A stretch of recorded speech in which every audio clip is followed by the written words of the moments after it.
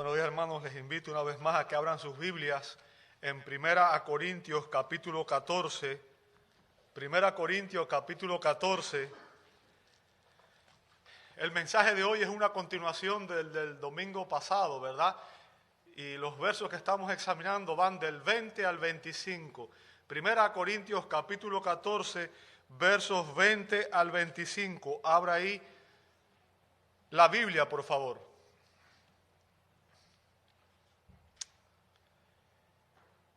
Dice así la palabra de Dios: hermanos, no sean niños en la manera de pensar, más bien sean niños en la malicia, pero en la manera de pensar sean maduros.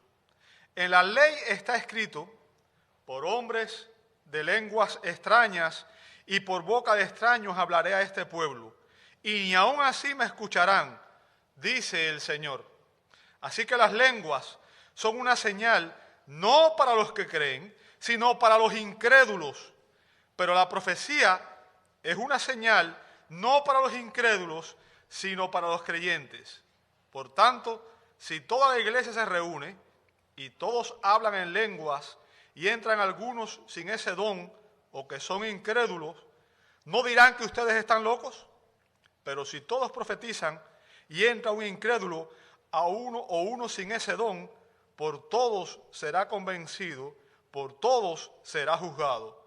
Los secretos de su corazón quedarán al descubierto y él se postrará y adorará a Dios, declarando que en verdad Dios está entre ustedes. Señor, te damos gracias porque tu palabra es muy clara y en ella tú nos enseñas cómo debemos comportarnos en tu casa, que es la iglesia, el pueblo de Dios donde tú habitas, Señor. Cuando tu pueblo se reúne, tú estás presente. La Biblia dice que tú habitas entre las alabanzas de tu pueblo. Señor, ayúdanos como iglesia a honrarte en la manera que actuamos y permite, Señor, que al usar los dones lo hagamos de la manera que tú tienes designada para cada uno de ellos, Señor. Nos ponemos en tus manos y pedimos que en esta mañana tu Espíritu Santo sea el maestro que nos guíe y nos ilumine para que podamos entender esta verdad y que, Señor, tú apliques esta verdad a nuestros corazones. Lo pedimos en el nombre de Jesús y te damos gloria. Amén, amén y amén. Pueden tomar sus asientos. Muchas gracias a todos.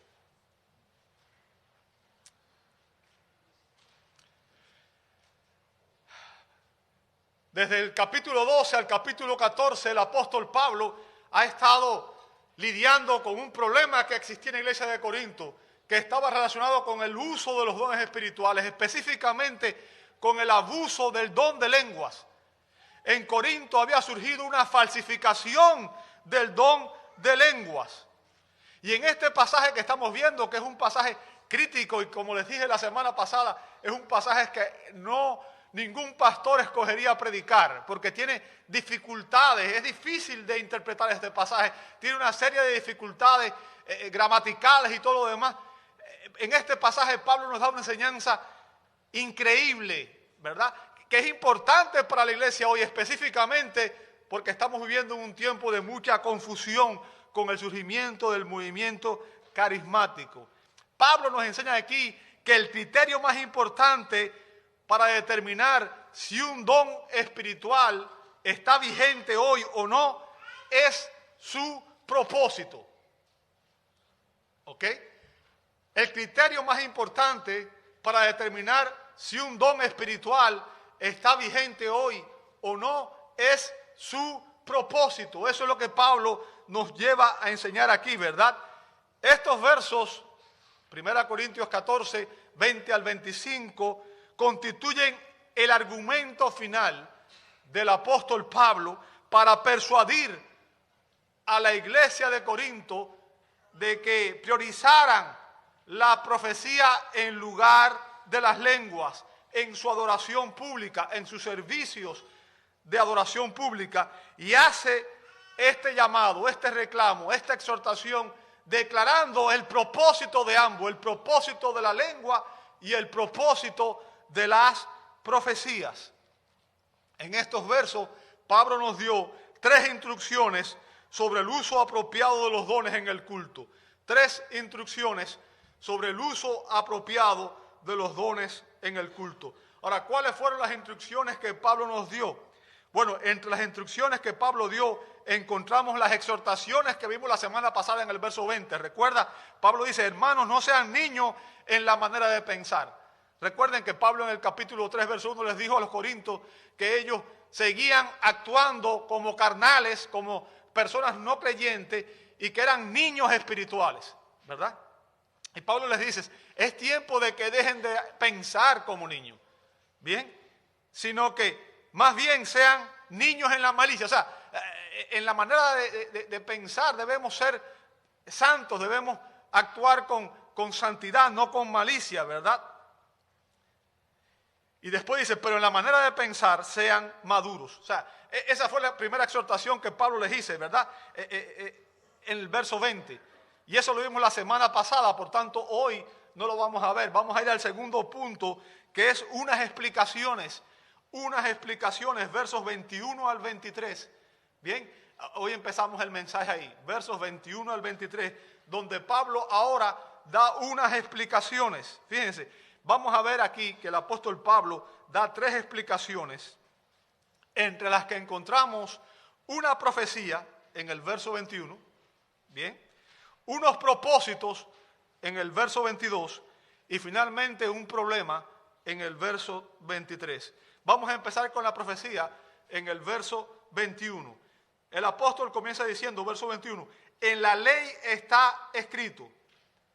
Bien, ahora quiero que entienda algo. Cuando Pablo dice aquí en la ley, no se refiere a los primeros 5 de la Biblia, 5 libros de la Biblia. Usted sabe que los primeros 5 de la Biblia, libros de la Biblia, los judíos lo llaman la Torá o la ley, ¿verdad? Era obviamente los libros escritos por Moisés, que eran muy importantes. Sin embargo, Pablo no se está refiriendo a ellos.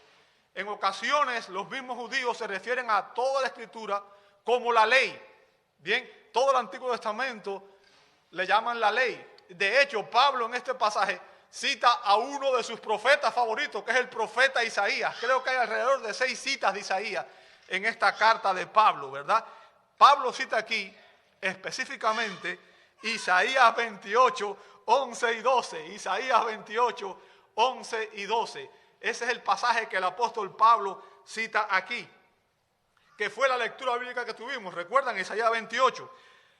Dice, en verdad, con tartamudez de labios y en lengua extranjera, él, y ese él se refiere a Dios, que Dios lo está haciendo, ¿verdad? Hablará este pueblo, al cual había dicho, aquí hay reposo, da reposo al cansado, y aquí hay descanso. Y note lo que dice después, pero no quisieron escuchar. Ahora, para que usted entienda lo que está diciendo Pablo aquí y cómo él cita este pasaje, necesitamos entender el contexto de las palabras de Isaías. ¿Qué estaba pasando en Isaías 28? ¿Por qué fue que Isaías pronunció esas palabras? La única manera de entender el pasaje de Pablo, lo que Pablo está diciendo aquí, es entendiendo el contexto de lo que Isaías estaba diciendo. Así que quiero darle primero, explicarle un poco qué fue lo que dijo Isaías, por qué fue lo que pasó, que Isaías dio esa profecía en Isaías 28, ¿verdad? Bueno, aquellos que están en iglesia por algún tiempo y han leído el Antiguo Testamento, saben que el reino de Israel, o el pueblo de Israel, se dividió en 2 reinos, ¿verdad? Al norte estaba Israel con 10 tribus, ¿bien? Y al sur estaba lo que se conoció después como el reino de Judá con 2 tribus. Ahora, el reino del norte desde el principio fue un reino impío, fue un reino que constantemente los reyes y las personas que lo dirigían estaban en pecado, en rebelión contra Dios. Y debido a la incredulidad y a la apostasía del reino del norte, o sea, del reino de Israel, que eran las 10 tribus del norte, los asirios vinieron y lo conquistaron y llevaron cautivo a la mayor parte de ese pueblo en el 722 a.C. Bien, se llevaron a la mayor parte de las personas que conformaban aquella población. Fue un juicio de Dios sobre la nación. Bien, ahora, Dios lo había llamado al arrepentimiento en múltiples ocasiones. Dios había llamado a Israel al arrepentimiento. Dios le dio oportunidad tras oportunidad, hasta que dice Segunda de Reyes 17:23, dice, hasta que el Señor quitó a Israel, y como digo, ahí se refiere al reino del norte, de su presencia. Fíjense, llegó un punto en que la ira de Dios cayó sobre ellos, y Dios quitó a Israel de su presencia, como Él había hablado por medio de todos sus siervos los profetas. E Israel fue llevado de su propia tierra al destierro a Siria hasta hoy. Bien, o sea, debido a la rebeldía, al pecado, a la idolatría de Israel, Dios decide enviarlos al cautiverio, enviarlos al destierro. Bien. Ahora, en Isaías 28, Dios le advierte ahora al reino del norte, al reino del sur, al reino de Judá, que estaban por sufrir el mismo castigo. Estaban por experimentar algo parecido. ¿Por qué? Porque también ellos estaban viviendo en pecado y en rebelión contra Dios. Y Dios estaba por enviar juicio sobre ellos. Fíjense, Isaías pronunció estas palabras de Isaías 28 en el año 705 a.C., durante el reinado del rey Ezequías. Bien, durante el reinado del rey Ezequías. Isaías vino al reino de Judá, vino al pueblo de Judá, predicando la palabra de Dios en un lenguaje, en un hebreo claro y simple. O sea, le predicó al pueblo de una manera simple para que ellos pudieran escuchar y entender, para que ellos entendieran claramente lo que el Señor les quería decir. O sea, el lenguaje que usó Isaías fue claramente entendible, era la lengua del pueblo de Dios, el hebreo. Bien. Y lamentablemente, en Isaías 28, vemos que los sacerdotes y los profetas, recuerden, los sacerdotes y los profetas eran los líderes del pueblo. Bien, eran los líderes, los que guiaban a la nación, las personas más importantes. Los sacerdotes eran los que intercedían ante Dios por el pueblo. Y los profetas eran los que traían el mensaje de Dios al pueblo. Sin embargo, cuando usted lee Isaías 28, se da cuenta que dice que en el verso 7, que los sacerdotes y los profetas estaban borrachos. Imagínense, los líderes de la nación estaban borrachos. O sea, se habían degradado a tal punto, moral y espiritualmente, que los líderes, si usted lee el verso 8, la imagen que da es repulsiva. Dice que las mesas estaban llenas de vómito. O sea, las borracheras eran increíbles. Aquello era un desastre. Bien.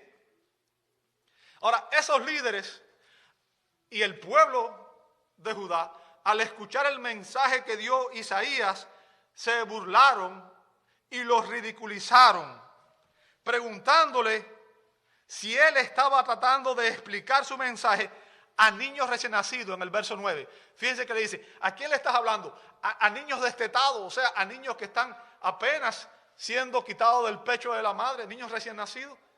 ¿Es a eso lo que tú le estás hablando? Y se referían a esto por la manera en que Isaías les había hablado. Recuerden que les dije que Isaías les habló ¿cómo? En un lenguaje sencillo, en un lenguaje que ellos podían entender en su propia lengua, en hebreo. Les habló claro, sencillo, directo de parte de Dios. Recuerden, cuando Isaías hablaba, no era Isaías, era Dios hablando por medio de Isaías. El mensaje era proveniente de Dios. Isaías solamente era un profeta de Dios, un hombre que traía el mensaje de Dios al pueblo. Bien. Y entonces ellos le dicen, ¿a quién tú le estás hablando? ¿A niños recién nacidos? Y dijeron que el mensaje de Isaías era mandato sobre mandato, mandato sobre mandato, línea sobre línea, línea sobre línea. Isaías 28:10. ¿Sabe? En español no hace mucho sentido. Bien. Pero en hebreo estas palabras suenan como el balbuceo de un niño. Y se oyen de lo más cómico, ¿verdad?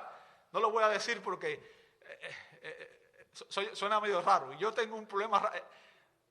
me cuesta mucho trabajo a veces pronunciar otros idiomas, ¿verdad? Y me sale muy cómico y a mí mismo me da gracia y por eso no me gusta hablar en otro idioma, ¿verdad? Pero suena como un niño balbuceando. De hecho, por ejemplo, la Biblia, el mensaje, que es una traducción que hacen en el inglés, lo pone como da, ba, ba, ba, ba, ba, da, ba, ba, ba, ba, ba, algo así. ¿Bien? Pero en hebreo suena comiquísimo. Es saf, la saf, la saf, saf, la saf, kaf, la kaf, kaf, la kaf. O sea, es algo que lo que da es gracia, ¿verdad?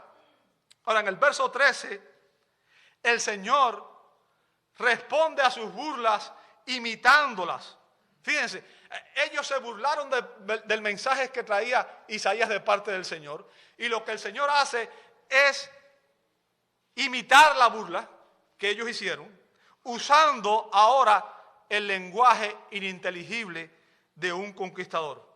Fíjense, lo que está significando eso es que ahora Dios vendría en juicio a ellos y utilizaría al ejército de Babilonia, bien, al ejército de Babilonia, cuyos soldados les hablarían en una lengua, en un idioma extranjero que era ininteligible. Y ellos, Judá, el reino de Judá, sería deportado a Babilonia. Bien, ese es el contexto histórico en el cual ocurrió Isaías 28. Ahora, entendiendo esto, volvemos a 1 Corintios capítulo 14, donde Pablo dice: en la ley está escrito, por hombres de lenguas extrañas y por boca de extraños hablaré a este pueblo, y ni aun así me escuchará. Pablo está citando ese texto del Antiguo Testamento, está citando específicamente la profecía de Isaías en el capítulo 28, para demostrar un punto, para demostrar que Dios usaba el lenguaje ininteligible de los extranjeros como una señal de juicio para su pueblo. ¿Entendió eso? Dios usaba el lenguaje ininteligible de los extranjeros como una señal de juicio para su pueblo. El lenguaje extraño, las lenguas extrañas de sus conquistadores, sería una señal del juicio de Dios. ¿Entendió eso? Es importante que usted comprenda eso. ¿Bien? Ahora, fíjense, no solamente Isaías hizo una advertencia como esta, ¿verdad? También hubieron advertencias similares. Por ejemplo, 800 años antes, Dios dijo lo mismo por medio de Moisés, algo parecido, en Deuteronomio 28:49, que enviaría un juicio a través de un pueblo que hablaba una lengua extraña, una lengua diferente. O también la hizo Jeremías, en Jeremías 5:15. O sea, cada vez que se hablaba de que una lengua extraña, se estaba refiriendo a que juicio venía sobre la nación. Se refería a que invasores vendrían y que tomarían el control del pueblo de Dios. Y siempre que Dios hizo eso, la causa era el pecado del pueblo de Dios. La rebeldía del pueblo de Dios. La idolatría del pueblo de Dios. O sea, cada vez que el pueblo se rebelaba, Dios permitía que naciones extranjeras vinieran y, obviamente, ejerciera juicio a través de ellos. Ahora, Pablo aquí, inspirado por el Espíritu Santo, cita las palabras de Isaías. Fíjense que él dice, por hombres de lenguas extrañas. Y por boca, o literalmente ahí es por labios de extraño, hablaré a este pueblo. Ahora, fíjense, ¿quién está hablando al pueblo? ¿Quién le está hablando al pueblo? Es Dios. Es Dios quien le está hablando. ¿Bien? Dios le está hablando ahora. Y dice, y ni aún así me escucharán, dice el Señor. Ahora, ¿cuál es el reclamo de Dios ahí? Bueno, yo le he hablado a este pueblo a través de los profetas y les he hablado claramente en su lengua y ellos no me escuchan. Bueno, ahora les voy a hablar a través de alguien, de una lengua extraña. Y dice el Señor, y ni aún así ellos me van a escuchar. ¿Por qué? Porque su corazón estaba endurecido, porque eran rebeldes, porque amaban más el pecado que a Dios. ¿Bien? Ahora, debo aclarar que la cita de Pablo aquí no corresponde exactamente ni con el texto hebreo, ni con la Septuaginta. Lo cual es una indicación de que cuando Pablo da estas palabras, está combinando la exégesis y la aplicación al citar las palabras de Isaías. O sea, Pablo era un rabino, era un conocedor de la ley, era un maestro, un intérprete de la ley, y lo que hace Pablo aquí es que toma las palabras de Isaías y las cita, pero al citarla lo hace de manera libre, y lo que está es, en ese momento, en ese contexto, haciendo la exégesis y la aplicación del texto bíblico para que los corintios pudieran entender el mensaje. Dios le había hablado a los judíos del tiempo de Pablo, o sea, a los judíos de aquella época, Dios les había hablado en su propia lengua. Recuerden en el Nuevo Testamento que vino el profeta Juan el Bautista predicándole a Israel, llamando a Israel al arrepentimiento. ¿Recuerdan eso? El profeta Juan el Bautista llegó llamando a Israel al arrepentimiento. ¿Lo recuerdan? Decía, arrepiéntanse de sus pecados y bautícense para... ¿Ok? Y después vino nuestro Señor Jesucristo, el Hijo de Dios. Y también vino llamando a su pueblo al arrepentimiento. Bien. Así que Dios le había hablado a los judíos de aquellos días, del tiempo de Jesús, del tiempo de Pablo, en su propia lengua. Lo hizo a través del profeta Juan el Bautista y a través de su propio hijo, el Mesías. ¿Y qué fue lo que pasó? ¿Ellos lo escucharon? No.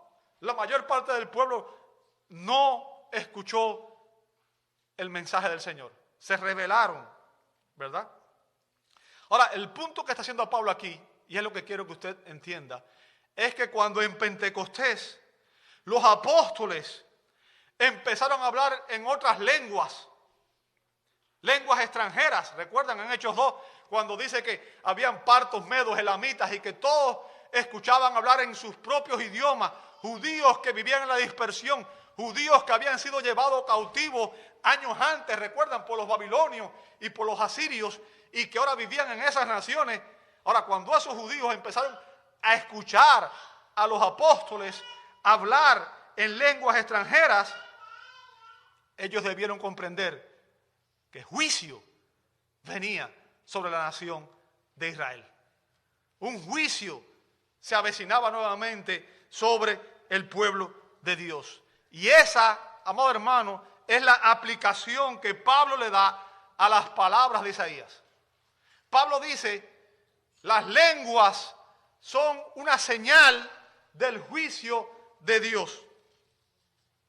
Y para que entendamos esta aplicación, Pablo nos declara a continuación el propósito o los propósitos de los dones. Los propósitos de los dones en el verso 22.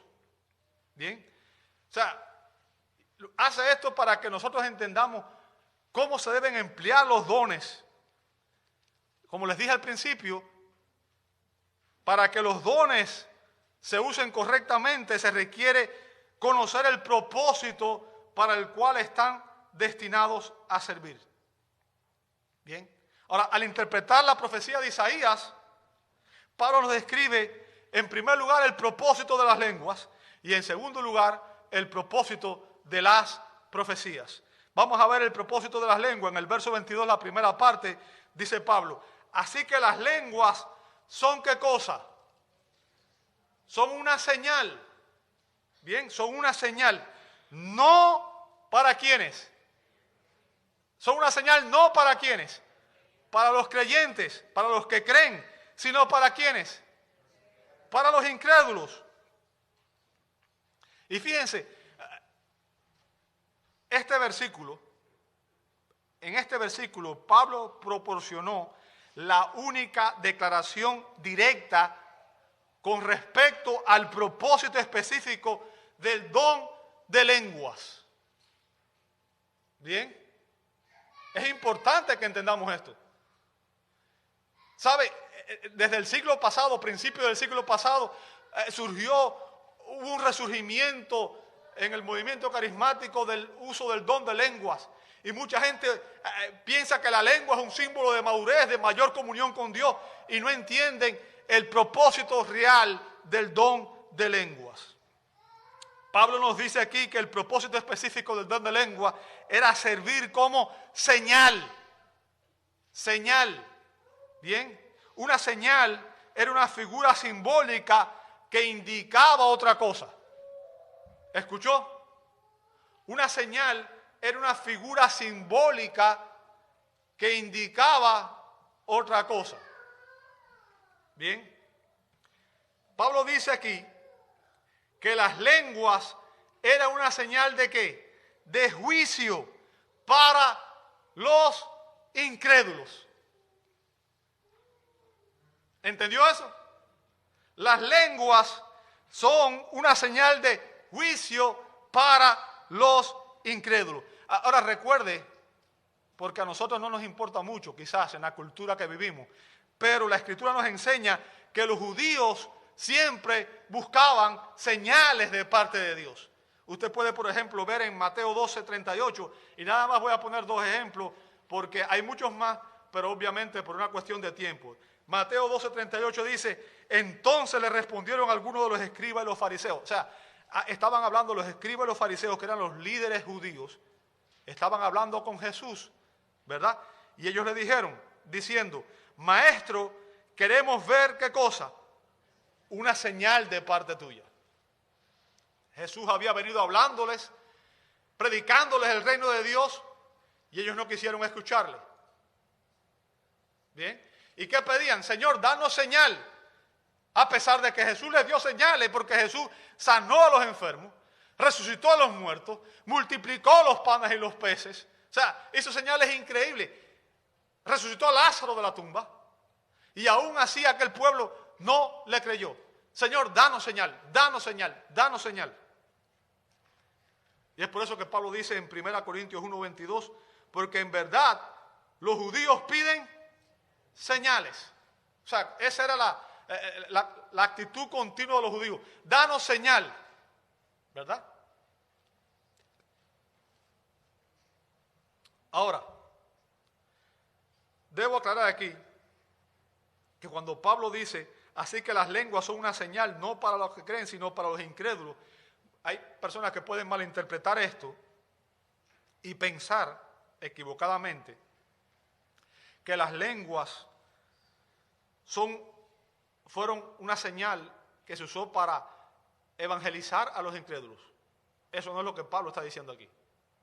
Bien, no existe ninguna evidencia bíblica de que en las reuniones de la iglesia primitiva se usaran las lenguas para el evangelismo.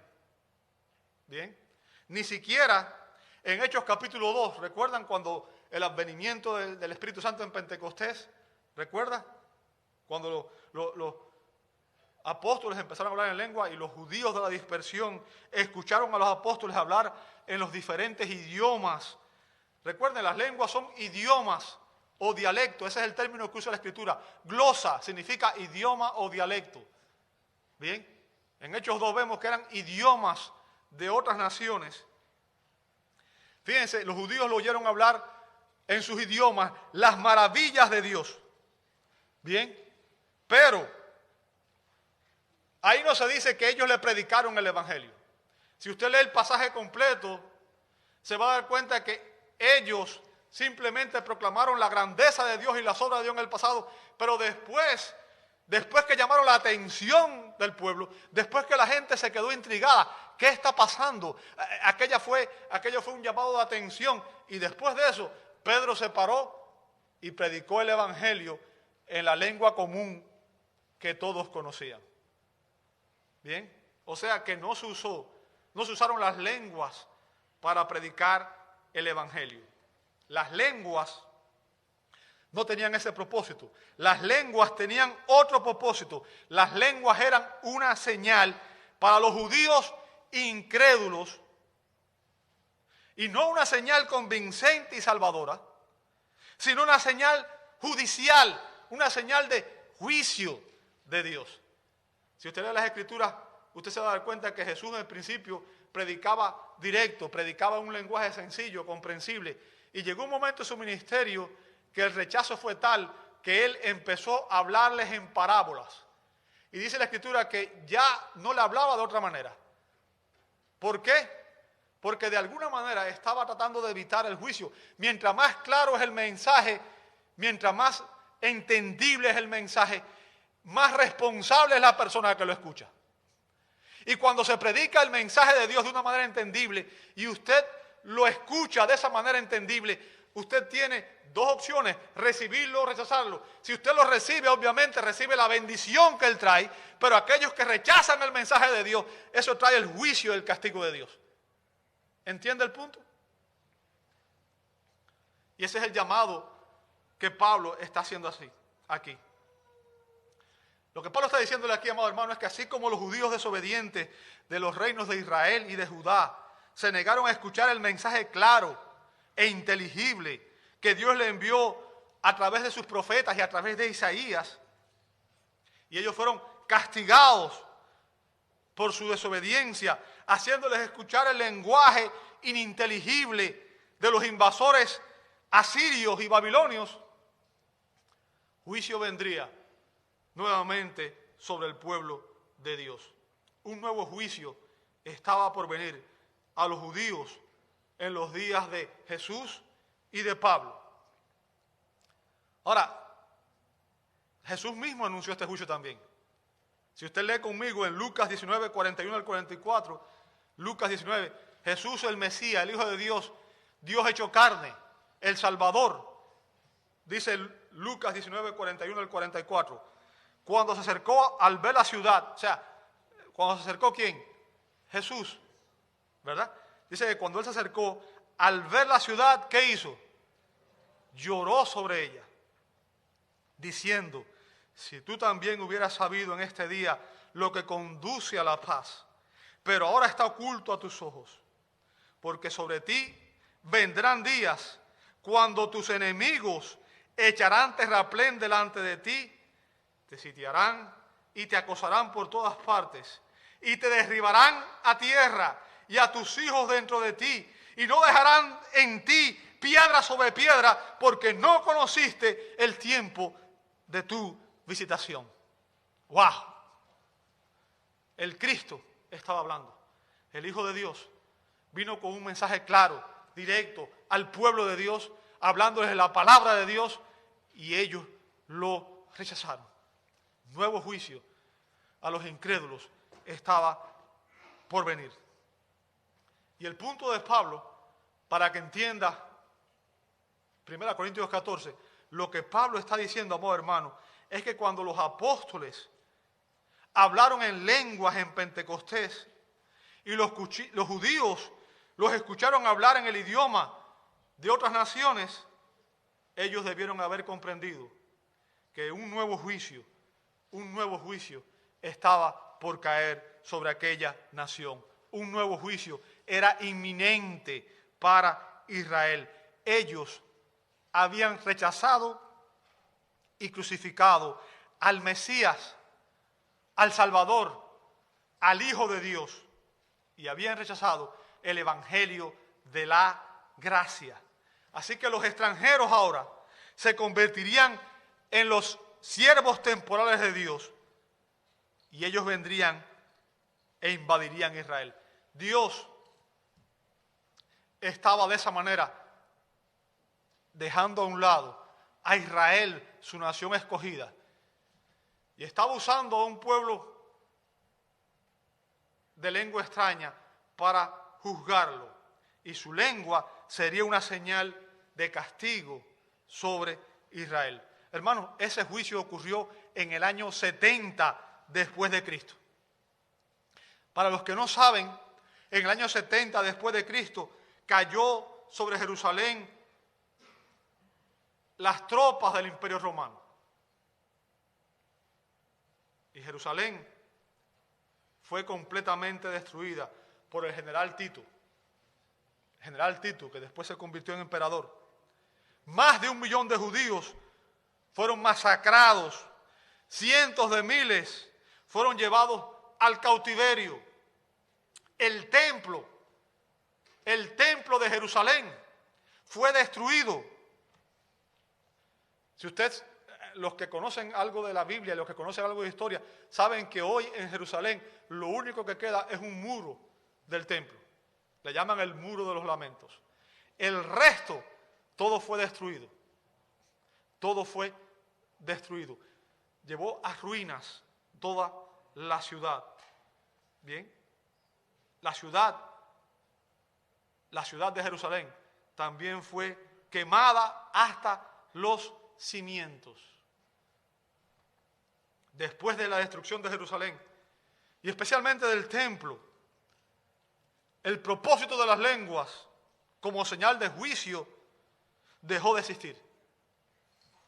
Y es por eso que nosotros los ascensionistas enseñamos que las lenguas cesaron, dejaron de cumplir el propósito, porque las lenguas eran una señal del juicio de Dios sobre aquel pueblo, sobre aquella nación.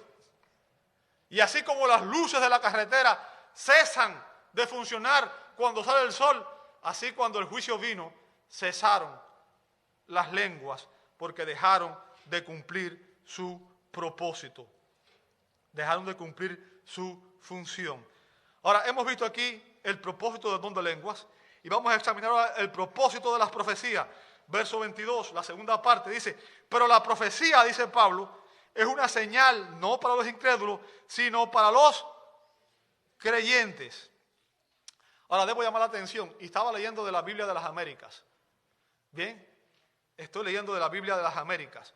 Si usted lee la Biblia de las Américas, usted va a ver que hay una expresión cuando dice, es una señal. ¿Lo ve ahí? Esas letras, ¿cómo están? Están en itálicas y están a la derecha, ¿cierto? No están como el resto de la frase, de la oración. Ahora, eso significa, amado hermano, que esa expresión no aparece en el griego. Si usted supiera algo del griego y pudiera leer el texto griego, se daría cuenta que esas palabras no aparecen en el griego, sino que fueron añadidas por los traductores de la Biblia para intentar clarificar el significado. Ahora, si usted tiene una versión Reina Valera, los que tienen la versión Reina Valera se dan cuenta de que esas palabras no aparecen. Bien, no dice que la profecía es una señal, nunca dice eso. Bien. Ahora, debo admitir que gramaticalmente en el griego el significado que tiene ahí es posible, pero no es la única opción. ¿Ok? La profecía no se da como una señal que apunte a otra cosa en ningún pasaje de la Escritura. Ni siquiera Pablo lo menciona aquí. Fíjense, él dio exactamente cuál era la señal a la cual indicaba las lenguas. Sin embargo, él no dice aquí, si hubiera sido una señal como se entiende a algunos aquí, hubiera tenido que dar el significado, o sea, tenía que haber dicho a qué indicaba, señal de qué era. Bien, pero no vemos que Pablo indica aquí que las profecías son dadas como señal. Y tampoco debe entenderse esa expresión como que la profecía fue diseñada única y exclusivamente para la edificación de los creyentes. O sea, la profecía no es solamente para edificar a los creyentes. Bien, si usted lee la Escritura se va a dar cuenta que los profetas del Antiguo Testamento, los profetas del Nuevo Testamento y los apóstoles todos predicaban la palabra de Dios.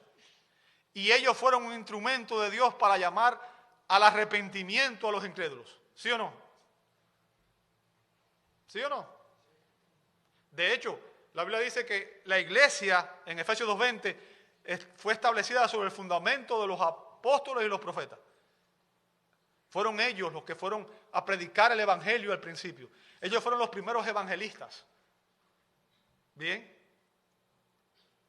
Ellos fueron los primeros encargados en llevar el mensaje de Dios. Y si usted ve en el verso 24 y 25 de aquí, 1 Corintios capítulo 14, en el verso 24 y 25, se especifica que será la profecía, la proclamación clara de la palabra de Dios, la que va a propiciar la conversión de los incrédulos. Verso 24 y 25 dice, fíjense, pero si todos profetizan y entra un incrédulo, ¿lo ve ahí? o uno sin ese don, por todo será convencido, por todo será juzgado, los secretos de su corazón quedarán al descubierto, y él se postrará y adorará a Dios, declarando que verdaderamente Dios está entre ustedes. O sea, la profecía es un medio por el cual se proclama la verdad de Dios para que los incrédulos entiendan el mensaje de parte de Dios hacia ellos. ¿Entiende eso? Hello. ¿Me van siguiendo, sí o no?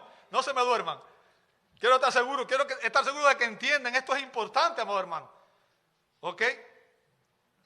Bien. Así que la profecía es importante porque ella sirve tanto para evangelizar como para edificar al pueblo de Dios. Ahora, algunos intérpretes aquí infieren, bien, que las profecías son una señal exclusiva para los creyentes, y eso es falso. O sea, el verso 24 y 25 demuestra que también es un medio para predicar el evangelio a los incrédulos. Ahora, el punto de Pablo aquí, amado hermano, es que el propósito primario de la profecía en el culto público, en la adoración pública, es edificar a los creyentes. O sea, el servicio del domingo en la mañana tiene como propósito que la iglesia sea edificada. ¿Entendió eso? Ese es el propósito primario. Bien.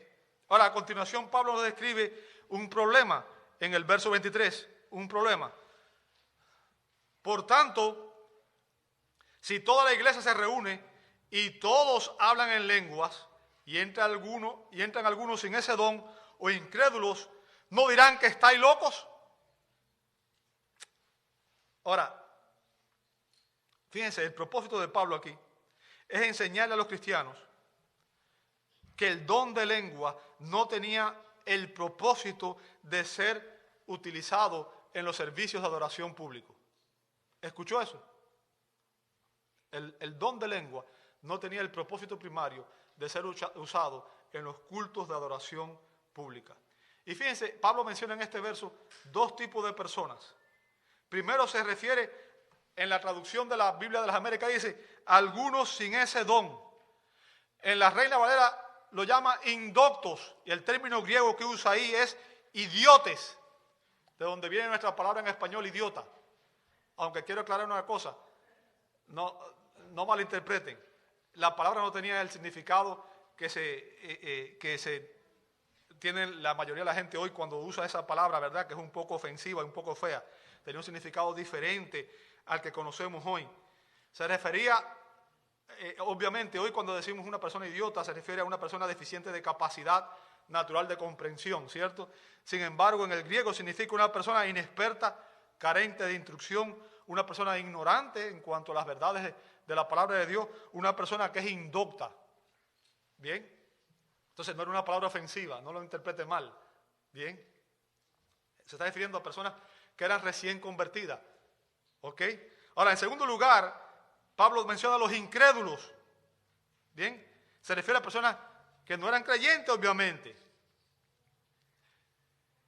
¿Ok?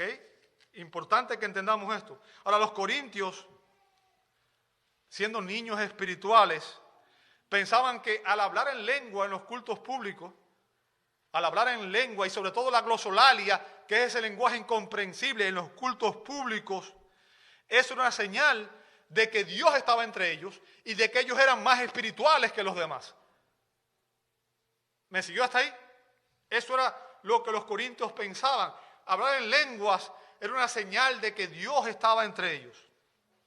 Pablo enseña que las lenguas extranjeras simbolizaban juicio, castigo. ¿Bien? Y que el propósito específico era hacia los judíos incrédulos. Ahora, les advierte aquí el problema que generará que en un culto público, en la iglesia, las personas estén hablando en una lengua desconocida, en un idioma que no se puede entender. O peor aún, que estén hablando las glosolalias. Bien.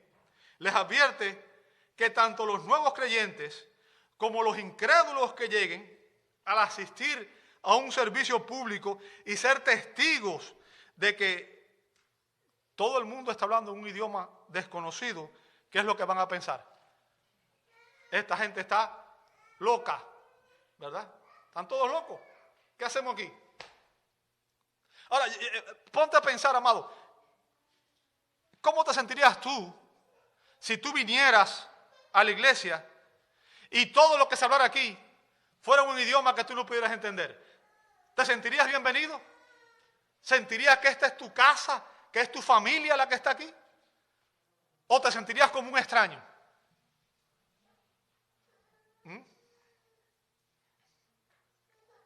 ¿Cómo puede edificarse un creyente que no entiende lo que se está diciendo en la iglesia? ¿Para qué asistes tú a la iglesia? ¿Cuál es el propósito por el que vienes aquí? Vienes para adorar a Dios, ese es el propósito primario, y ser edificado. Pero para eso tú necesitas escuchar la voz de Dios, claramente. Y la voz de Dios se escucha a través de la Escritura, a través de la lectura de la palabra. ¿Bien? Así que Pablo dice, si en la iglesia se usa el don de lenguas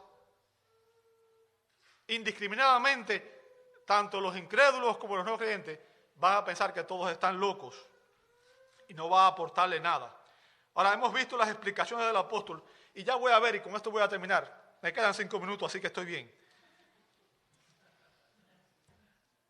Hemos visto las explicaciones del apóstol. Vamos a ver finalmente una enseñanza, versos 24 y 25. Una enseñanza. Dice Pablo, pero si todos profetizan y entra un incrédulo o uno sin ese don, ven las dos mismas personas. ¿Se da cuenta? Ahora vemos la diferencia. Si se usaba el don de lenguas y entraban los incrédulos o los nuevos creyentes, van a pensar que están todos locos. Pero dice Pablo ahora, pero si todos profetizan y entra un incrédulo o uno sin ese don, por todos será ¿qué cosa? Convencido. Por todos será ¿qué cosa? Juzgado. Y los secretos de su corazón quedarán al descubierto. Y él se postrará y ¿qué hará? Adorará a Dios, declarando que en verdad Dios está entre vosotros. Ahora quiero que entienda, cuando Pablo usa aquí el término profecía, se refiere en el sentido más general, o sea, se refiere a proclamar la palabra de Dios. Se refiere a predicar la palabra de Dios. Es a eso lo que se refiere él cuando habla de profecía. No se refiere a anunciar algo futuro desconocido, ¿verdad? Y el propósito de Pablo, amado hermano, aquí, es enfatizar que tanto los incrédulos como los nuevos creyentes necesitan escuchar el mensaje del Evangelio en un lenguaje inteligible, en un lenguaje que puedan comprender. ¿Entendió eso? Incrédulos y nuevos creyentes necesitan escuchar el mensaje en una lengua comprensible. Y es por eso que Pablo dice que la profecía, o sea, el don de predicar la palabra es superior, porque cumple el importante papel de instruir, ¿bien? De enseñar, de redarguir a los incrédulos y de edificar a los creyentes.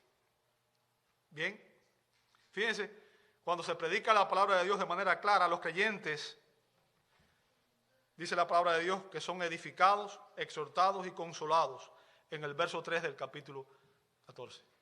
Bien, y Pablo utiliza aquí una serie de verbos que son términos legales, términos jurídicos, términos que se emplean en la corte, los cuales indican que la predicación de la palabra confronta a los incrédulos. O sea, es como si Dios estuviera actuando como juez y a través de la palabra Dios está confrontando a los incrédulos. Está confrontando la corrupción que hay en sus propios corazones. Y de ese modo ellos comprenderán que son pecadores y que necesitan de la gracia de Dios.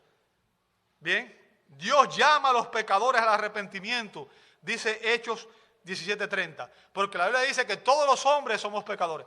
Todos, usted, yo, todos somos pecadores. Y Dios nos llama a arrepentirnos de nuestro estilo de vida pecaminoso, nos llama a recibir a Jesucristo como Señor y Salvador, porque Él es el único camino por el cual podemos ser reconciliados por Dios. Y Pablo dice que los pecadores, al recibir convicción a través de la proclamación clara del mensaje de Dios, se arrepentirán de sus pecados, adorarán a Dios y declararán que ciertamente Dios está entre nosotros. Fíjense, el testimonio más poderoso de la iglesia, amado hermano, no está en hablar en una lengua desconocida. No está en hablar en una lengua que las personas no puedan entender, sino en proclamar fielmente la palabra de Dios. ¿Por qué? Porque la palabra de Dios, amado hermano, dice 2 de Pedro 1:19, es la palabra profética más segura. ¿Entiende eso? Cuando se proclama la Biblia, se está proclamando la palabra de Dios. Y tenemos el deber como iglesia de proclamar la palabra de Dios.